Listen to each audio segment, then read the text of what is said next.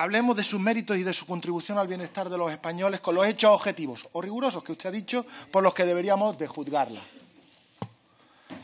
Combustible para vehículos. Llenar hoy el depósito es 15 euros más caro que cuando usted llegó. Si hablamos de un agricultor, la cosa es mucho peor, porque la espectacular subida del gasoil rojo hace que de media cada día que un agricultor o agricultora salgan al campo les cueste 85 euros más llenar su depósito que cuando usted llegó. Y eso que gracias al Partido Popular hemos parado en varias ocasiones los 11 céntimos adicionales que le quieren meter al diésel. Cuando usted llegó, la bombona de butano costaba apenas 13 euros, hoy cuesta casi 17. Y una familia pagaba 40 euros su factura de la luz, hoy paga 65 euros. Supongo que será en el informe Draghi de esa lucha que ustedes han hecho por el precio de la energía.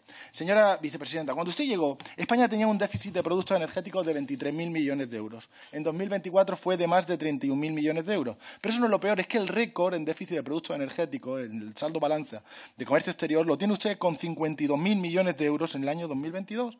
Gracias principalmente a esa excepción ibérica que disparó el consumo de gas cuando los precios eran más caros. Por cierto, para evitar bulos, ¿me puede decir en qué página del informe Draghi aparece alabando Draghi la excepción ibérica como un ejemplo de éxito? Porque yo no lo encontré en ninguna de las 325 páginas.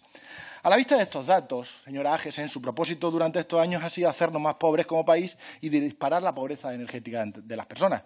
Usted tiene la obligación legal de publicar los datos de pobreza energética, pero no lo hace desde los de 2021.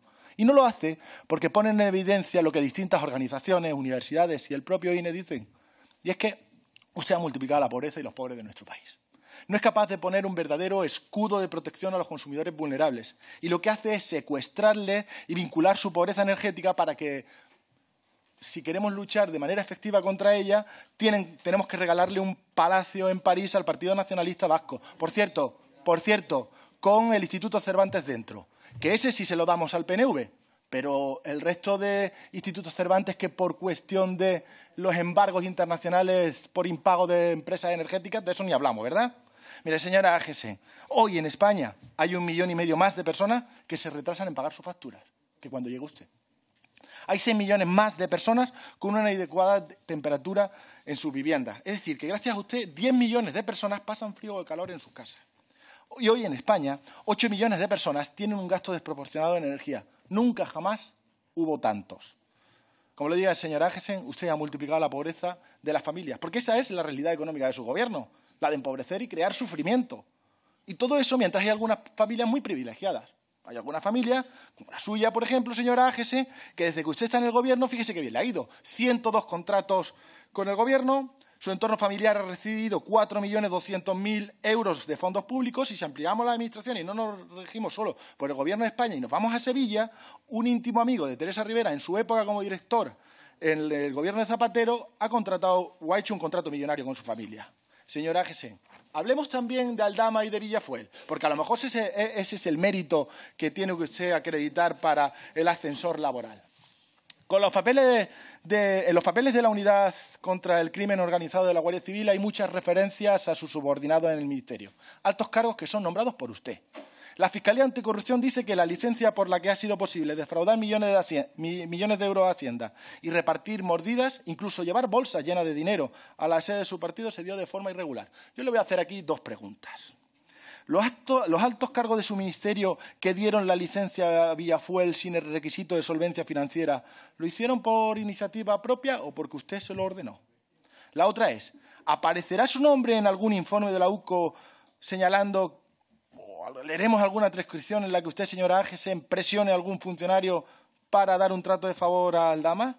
Porque, mire, yo hace más de 3 meses le solicité el informe completo de cómo se había dado el expediente a Villafuel. 3 meses y pico después todavía no me han dado ninguna respuesta. Yo no entiendo por qué no quieren ser transparentes con eso. Quizá veamos algunos sellos de tiempo o algunos expedientes que no sea muy acorde y por eso lo están ustedes reteniendo. Sigamos con sus méritos. Mire, gas ruso. ¿Qué opina usted de que Rusia sea nuestro segundo proveedor de gas natural? Mire, le voy a relatar unos hechos y usted me dice qué le parece. Cuando usted y Teresa Rivera llegan al Ministerio, no se compraba ni un solo metro cúbico de gas a Rusia. Cuando usted la nombra secretaria de Estado de Energía, Rusia era ya, después de casi 2 años en el Gobierno, el 4.º proveedor. Cuando estalla la guerra de la invasión de Rusia a Ucrania y ustedes deciden subvencionar el gas y subvencionar la electricidad a Portugal, Marruecos y Francia, Rusia se convierte en nuestro tercer proveedor. Y el día que usted es nombrada ministra, Rusia es nuestro segundo proveedor de gas.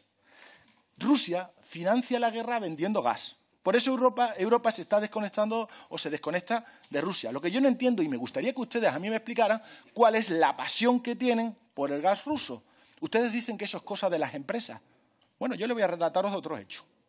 Son relativos a la energía nuclear en España, donde España tiene uranio. Se produce el combustible y lo vendemos a medio mundo. Se produce y fabrica todos los componentes que puede tener una central nuclear. Gestionamos el residuo de forma segura. Se produce el 20% de la energía que consumimos sin emitir un solo gramo de CO2.